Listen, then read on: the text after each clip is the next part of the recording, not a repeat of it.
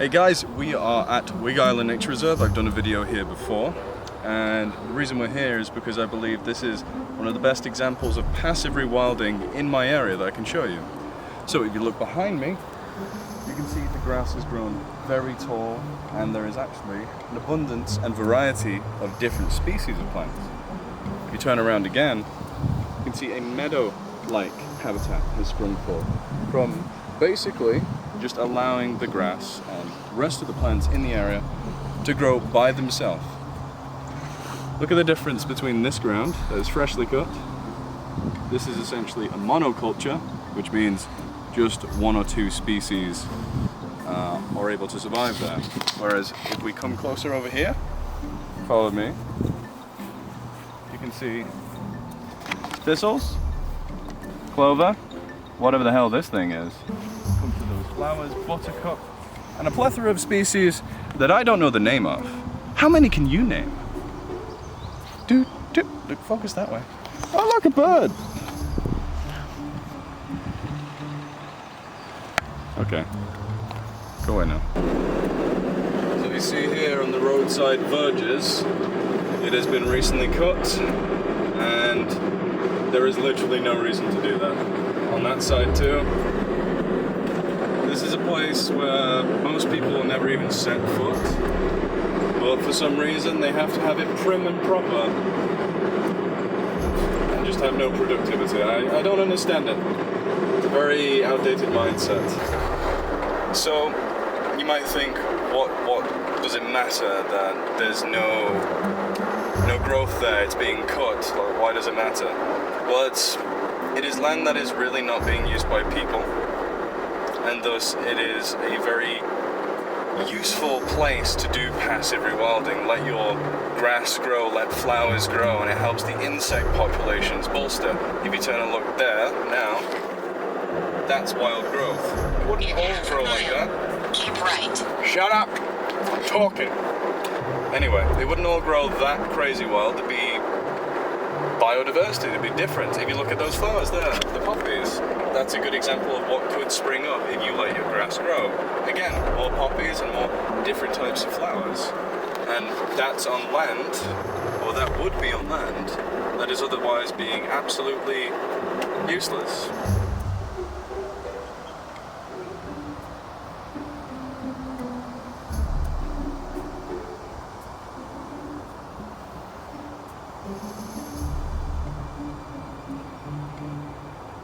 Why is this good?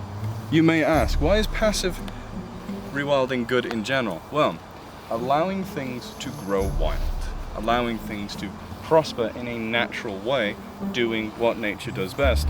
You had a horsefly on you. Great. Allows natural systems to come back again. We should probably move, there's horseflies here.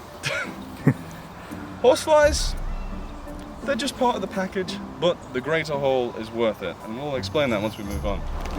Truth be told, a place like this should be good enough to hide an entire Curtis in.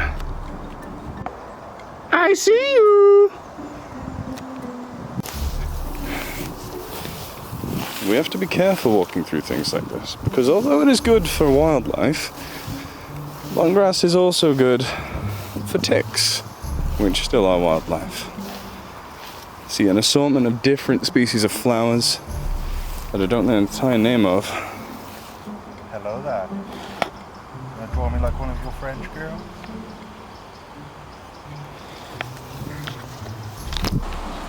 So in a past video we've already talked about what rewilding is, generally. But more specifically, what is passive rewilding? So if rewilding is giving back to nature, passive rewilding is doing it passively, obviously. So, an example is, you have a garden, you may cut the lawn there. Well, if you don't cut the lawn, passive rewilding takes place, and natural flowers and grasses and all sorts of wildlife come to inhabit that area all on their own by you doing absolutely nothing. And it's the same with big landowners. If they have a farm, and they disuse it as a farm, it's no longer being used. Nature will slowly take hold of that and use it in the way it was originally intended by nature itself. think of big budget movies where humanity has just disappeared or unfortunately gone extinct. You see overgrown cities and all sorts of things like that. That, in a sense, is passive rewilding. Nature taking a hold all on its own.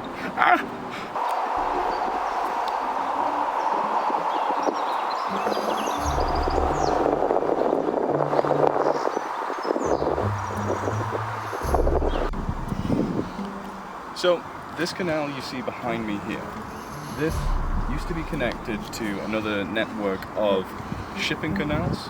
So, when this was all factories, they needed to get the materials that they make and the materials to make the things they make to and from. And this is how they did it. But now it has been left to nature. And you can see it supports a variety of plants and animals. In front of us, you can see a coot and his or her chicks. And downstream, where you can't see here because of this beautiful tree, there are more, including moorhens, mallards, and I have even seen swans and tufted ducks along this entire stretch. And in the water, there are many different species of fish, including rudd and roach, which are cyprinids related to carp.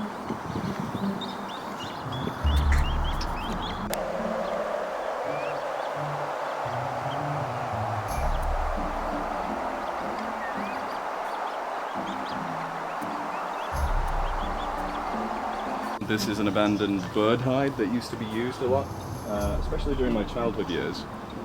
But it's been abandoned, and on first glance it's a horrible sight. But because this area is not really used frequently by public, it is a haven for wildlife.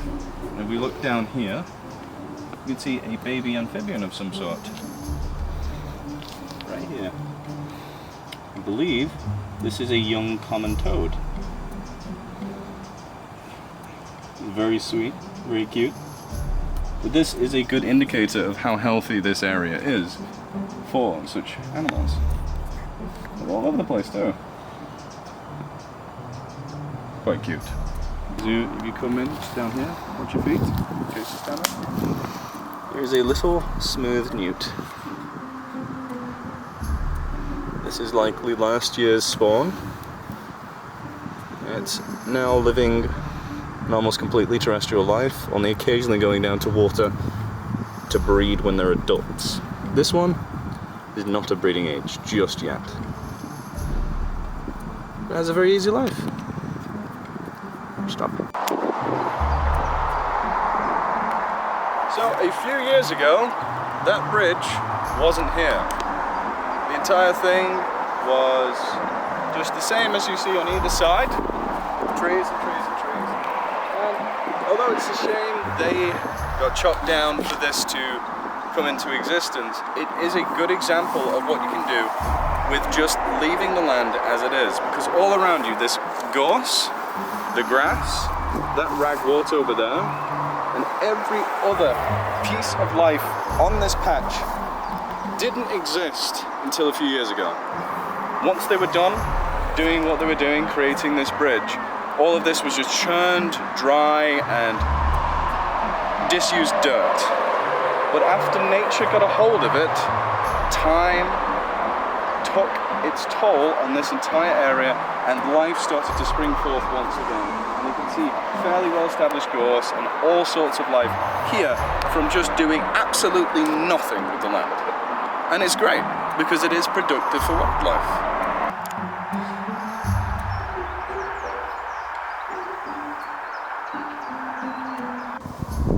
This is what I call, hey, it's free real estate. Hey, so now we are along the canal that runs through Runcorn, one of the many actually. And I was originally going to come here to show a great example of passive rewilding done by the Halton Borough Council. I was going to sing their praises. Now I am very frustrated. See, I was going to sing their praises because they did a good job of keeping this unlawned, and that promoted a rare species of flower called the bee orchid, which, luckily enough, is still here.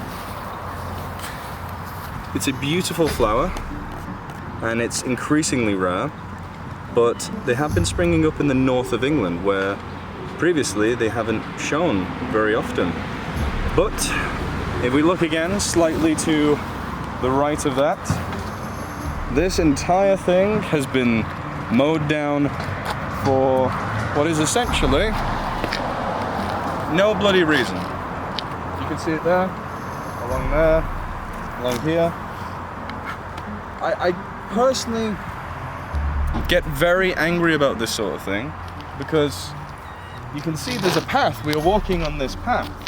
This is where people walk. This is for nature.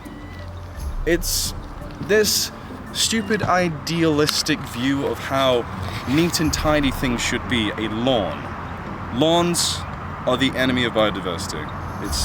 It's straight as forward as that. It's not saying you can't have a lawn.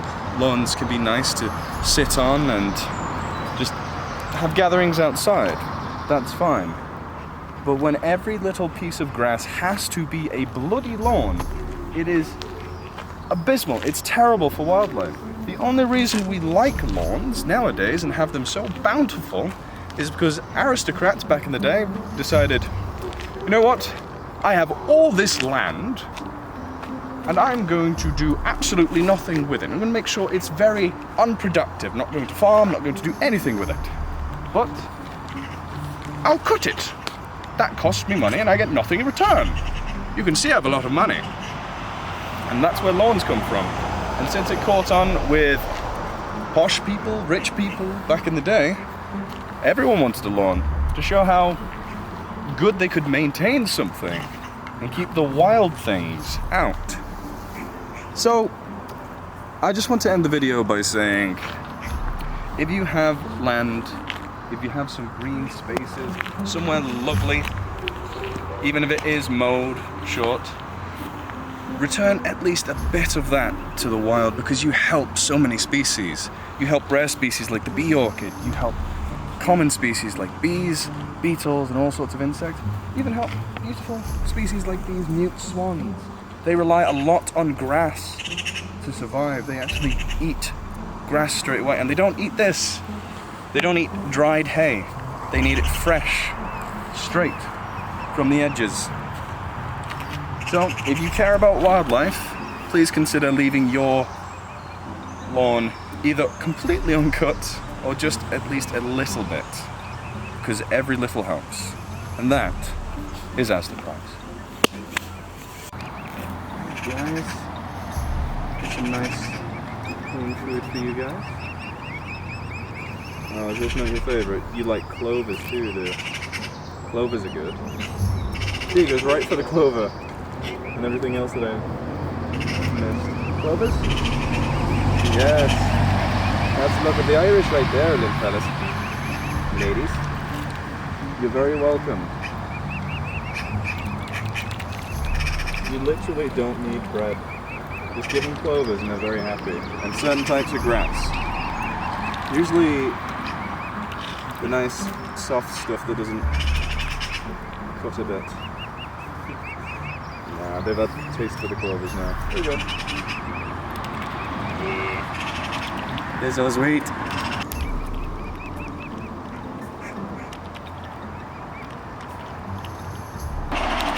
Look how the parents are tolerating me because they know I'm feeding them. Swans are nice. Swans are kind. At least they're tolerant. You want this? You want this?